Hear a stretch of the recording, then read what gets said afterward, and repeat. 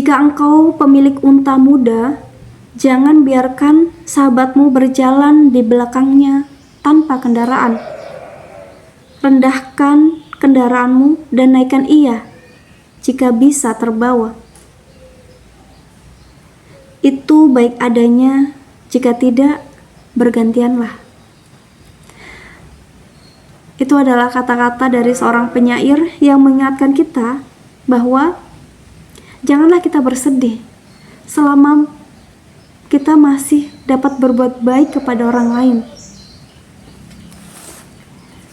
Dalam buku karya Dr. Aid Al-Qarni yang berjudul La Tahzan, beliau menuliskan bahwa berbuat baik untuk dan kepada orang lain merupakan jalan yang lebar menuju kebahagiaan. Dalam sebuah hadis sahih disebutkan, di hari kiamat, yakni saat Allah menghisap hambanya dan akan berkata kepadanya, "Wahai anak Adam, aku lapar, namun engkau tak memberiku makan." Hamba itu menjawab, "Bagaimana mungkin aku memberimu makan, sementara engkau adalah Rabb semesta alam?" Allah berkata, "Tidakkah engkau tahu bahwa hamba-hambaku si Fulan bin Fulan sedang kelaparan, namun engkau tidak memberinya makan? Ketahuilah, seandainya engkau memberinya makan, maka engkau akan dapatkan semua itu di sisiku." Wahai anak Adam, aku kehausan, namun engkau tidak memberiku minum. Hamba itu menjawab, "Bagaimana mungkin aku bisa memberimu minum, sementara engkau adalah Rabb semesta alam?" Allah berkata, "Tidakkah engkau tahu bahwa hambaku, si Fulan bin Fulan, sedang kehausan, namun engkau tidak memberinya minum? Ketahuilah, seandainya engkau memberinya minum, pasti engkau akan dapatkan itu dari sisiku." Yang artinya, kalau kau berbuat baik kepada hambaku, kepada manusia lain, pada makhluk Allah yang lain, kau akan mendapatkan kebaikan yang sama di sisi Tuhanmu. Allah akan membalas dengan kebaikan yang lebih kekal, yang lebih istimewa, yang bisa kita dapatkan baik di dunia maupun di akhirat. Wahai anak Adam, aku sakit namun engkau tidak menjengukku. Hamba itu menjawab, bagaimana mungkin aku bisa menjengukmu, sementara engkau adalah Rabb semesta alam? Allah berkata, tidakkah engkau tahu bahwa si Fulan bin Fulan sedang sakit, namun engkau tidak menjenguknya? Ketahuilah, seandainya engkau menjenguknya, niscaya engkau akan dapatkan aku di sisimu. So, ada satu hal menarik di sini. Dalam firman-Nya, niscaya engkau akan dapatkan aku di sisinya, berbeda dengan dua sebelumnya. Engkau akan dapatkan semua itu di sisiku. Mengapa? Sebab Allah di hadapan orang yang hatinya hancur, tercabik-cabik, akan tampak seperti orang sakit. Disebutkan dalam sebuah hadis Rasulullah, dalam kesulitan itu ada pahala. Juga harus engkau mengerti bahwa Allah telah memasukkan seseorang wanita pezina dari Bani Israel ke dalam surga hanya karena wanita itu memberi minum seekor anjing yang kehausan. Maka bagaimana dengan orang yang memberi minum dan makan kepada sesama, membantu meringankan beban dan menghilangkan kesulitan mereka? Dalam sebuah hadis sahih disebutkan bahwa Rasulullah pernah bersabda, barang siapa memiliki kelebihan bekal, maka hendaknya ia datang dengan bekal itu kepada orang yang tidak memilikinya. Dan barang siapa memiliki kelebihan kendaraan, maka hendaklah dia datang kepada orang yang tidak memiliki kendaraan. Seorang penyair yang bernama Hatim juga pernah berkata kepada seorang pelayannya dalam sebuah rangkaian bait syair yang sangat indah.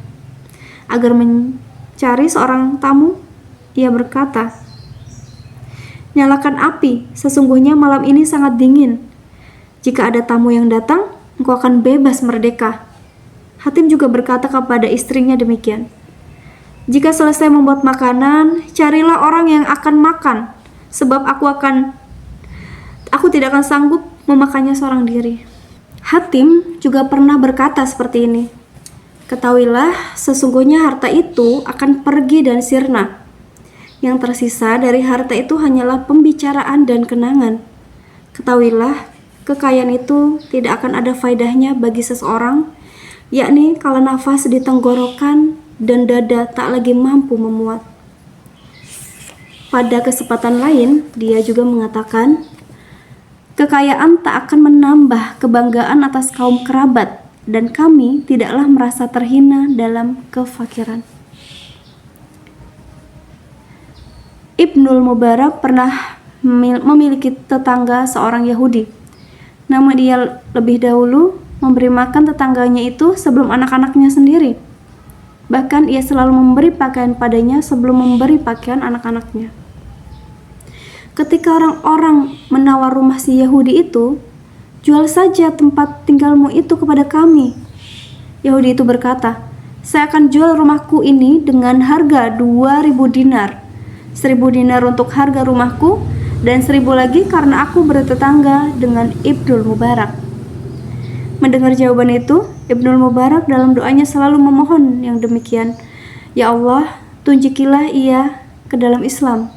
Dan beberapa saat kemudian, si Yahudi itu pun dengan izin Allah akhirnya masuk Islam. Saat hendak berangkat haji, Ibnul Mubarak bertemu satu rombongan yang bermaksud yang sama.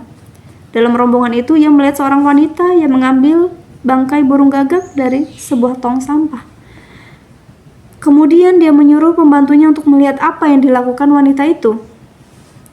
Orang suruhannya itu bertanya kepada si wanita tentang apa yang dilakukannya tadi. Si wanita itu menjawab, selama 3 hari kami hanya makan dari sisa-sisa makanan yang dibuang ke dalam tong sampah. Karena iba mendengar jawaban itu, Ibnul Mubarak meneteskan air mata. Ia pun memerintahkan agar semua perbekalannya dibagikan kepada rombongan itu. Dan karena sudah tak punya bekal lagi, maka ia pun pulang.